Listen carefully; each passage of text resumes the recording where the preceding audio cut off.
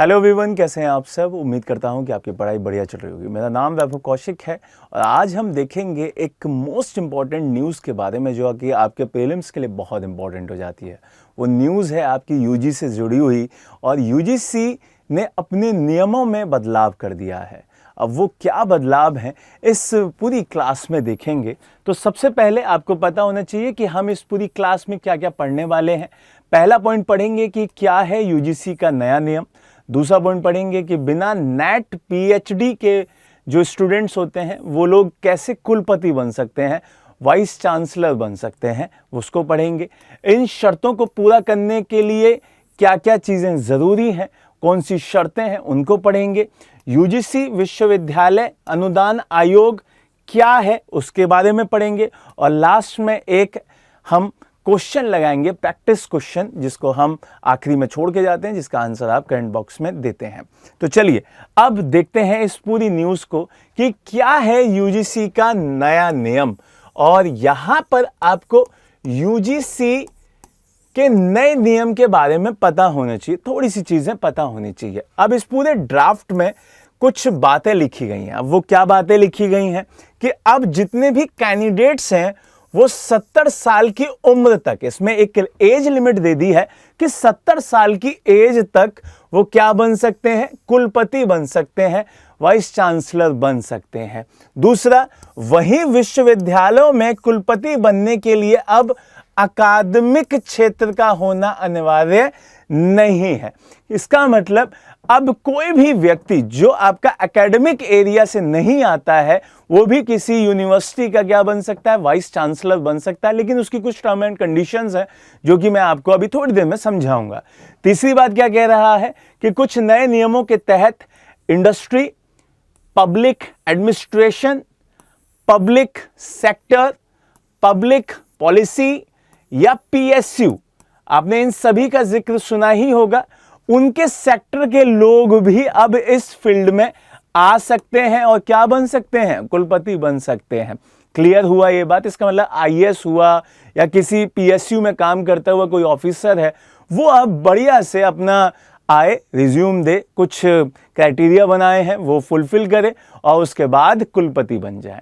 लेकिन उस कुलपति को बनने के लिए क्या करना होगा, गवर्नर की सहमति होनी पड़ेगी, उसका अभी मैं बताऊंगा, ठीक है। दूसरा, इसके साथ ही उच्च शिक्षण संस्थानों में 10 सालों का अनुभव रखने वाले भी यूनिवर्सिटी में कुलपति बन सकते हैं। इसका मतलब अगर किसी व्यक्ति के पास उच्च जो शिक्षण संस्थान है उसमें अगर 10 साल का प्रैक्टिस उन्होंने की है, उन्होंने पढ़ाया है, तो वो भी क्या कर सकते हैं, इस पोस्ट के लिए एलिजिबल हो जाते हैं। क्लियर है ये चीज। यहां पे इसके अलावा प्रोफेसर हुआ, रिसर्च सेक्टर में अकादमिक प्रशासन का अनुभव रखने वाला कोई व्यक्ति है तो वो भी कुलपति बन सकता है। क्लियर है ये चीज। तो कुलपति के पद पर कोई व्यक्ति अधिकतम कितने सालों के लिए रह सकता है भाई, 2 सालों के लिए। तो यहां से एक चीज तो ये बात आई कि 2 साल के लिए मैक्सिमम रहेगा। एक चीज ये आई कि 70 एज मैक्सिमम है उसमें कि भाई इसी एज तक रह सकता है। दूसरा, वो किस तरीके के सेक्टर से आ सकते हैं, अब ये बात भी यहां पे मैंने आपको बता दी। अब चलते हैं दूसरी बात पे कि भाई बिना नेट पीएचडी वाले कैसे कुलपति बनेंगे, इसको भी समझ लेते हैं कि अब नेट की पीएचडी की जरूरत ही नहीं है कुलपति बनने के लिए, तो कैसे बन सकते हैं वो देख लो कि उच्च शिक्षा संस्थानों में बिना नेट पीएचडी की डिग्री वाले भी क्या बन पाएंगे, प्रोफेसर भी बन पाएंगे। दूसरा, और वो कैंडिडेट्स कैसे होंगे, बस उनको क्या चाहिए होगा, यूजीसी की प्रोफेसर ऑफ प्रैक्टिस योजना के तहत अपनी सेवाएं देनी होंगी। अब ये योजना आपको ध्यान रखनी है, ठीक है। प्रोफेसर ऑफ प्रैक्टिस योजना के तहत उनका चयन किया जाएगा, तो इस योजना का नाम याद रखना है आपको, ये आपके लिए इंपॉर्टेंट हो जाता है। दूसरा, उद्योगों के विभिन्न क्षेत्रों में जो विशेषज्ञ हैं वो इस योजना के तहत कॉलेज में 3 साल की अवधि तक प्रोफेसर के रूप में काम कर सकते हैं। अगर किसी इंडस्ट्री का कोई बहुत ही शानदार व्यक्ति है, उसको पता है, उसकी नॉलेज है, बहुत अच्छी नॉलेज रखता है किसी चीज पर, तो वो भी अपनी सर्विसेज दे सकता है, बट कितने सालों के लिए, 3 साल के लिए दे सकता है। दूसरा, ये पद अस्थायी होगा, स्थायी नहीं होगा, परमानेंट नहीं होगा, ये एडहॉक बेसिस पे होंगे, अस्थायी होंगे। क्लियर है ये चीज? कुल पदों का 10% जो सीट्स होंगी ऐसे पे ही प्रोफेसरों की भर्ती की जाएगी। टोटल जो सीट्स होंगी उसके 10% पे ही ऐसे प्रोफेसर को नियुक्त किया जाएगा, उनकी अपॉइंटमेंट की जाएगी। ये चीजें आपको ध्यान रखनी होंगी, तो ये भी अपने आप में इंपॉर्टेंट चीजें हैं। दूसरा, अब किन शर्तों को पूरा करना होगा ये भी जान लीजिए कि किस किस बात को फुलफिल करना होगा। दूसरा, अब यहां से आपको कुछ चीजें समझनी होंगी कि भाई किस किस एरिया का वो एक्सपर्ट हो, तभी तो ज्वाइनिंग होगी। तो वो 8 क्षेत्रों में एक्सपर्ट होना चाहिए, जैसे उसमें यूजीसी संगीत हुआ, योग हुआ, मूर्तिकला हुआ, इस तरीके के मेन 8 पार्ट्स में डिवाइड किया उन्होंने, 8 सेक्टर में डिवाइड किया हुआ है। ठीक है, तो यहां पे उसमें डायरेक्ट प्रोफेसर बन सकते हैं, एसोसिएट प्रोफेसर बन सकते हैं, इन सब को डायरेक्ट नियुक्ति दी जाएगी। क्लियर है ये चीज?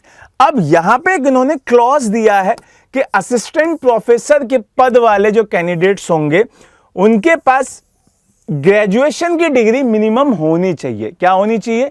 ग्रेजुएशन की डिग्री मिनिमम होनी चाहिए, तभी वो इसके लिए अप्लाई कर सकते हैं। दूसरा, साथ ही में संबंधित क्षेत्र का 5 साल का एक्सपीरियंस भी होना चाहिए उनके पास, उसका तजुर्बा होना चाहिए, या लिखा हुआ है या स्टेट या नेशनल अवार्ड विनर भी होना चाहिए।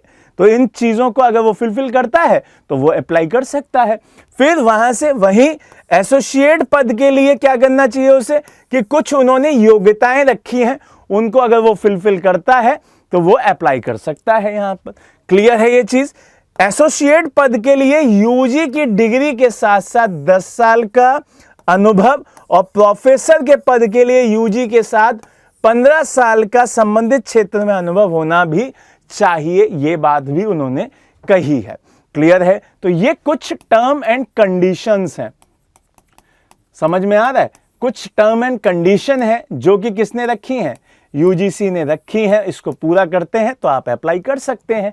अब यहां पे कुलपति वाली बात पर लौट के आते हैं कि कुलपति जो वाइस चांसलर हैं, आप सभी ने देखा होगा किसी स्टेट में जो आपके मेन हेड होते हैं जितनी भी यूनिवर्सिटीज वगैरह के, वो होते हैं आपके गवर्नर। तो गवर्नर ही ये फाइनल करेंगे कि कौन वाइस चांसलर बनेगा। अगर कोई बात उनकी नहीं मानता है तो फिर उस यूनिवर्सिटी पे कार्रवाई होगी, हो सकता है उसकी मान्यताएं भी छीन ली जाएं। तो ये बहुत इंपॉर्टेंट चीज है भाई।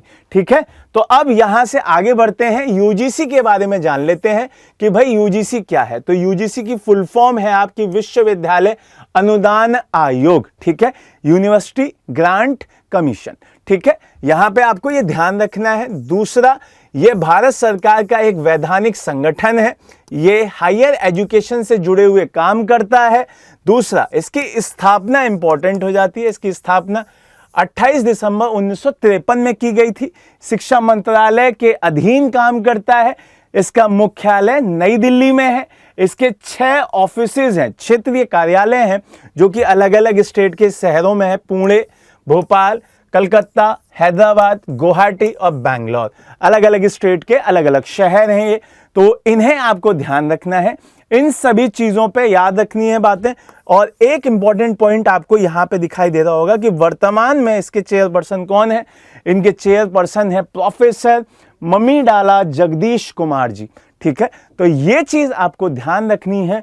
और अब लास्ट में एक प्रैक्टिस सेशन का जो हमारा क्वेश्चन रहता है, जिसका आंसर आपको कमेंट बॉक्स में देना होता है, वो बताना है कि यूजीसी के बारे में कौन सा कथन सत्य है।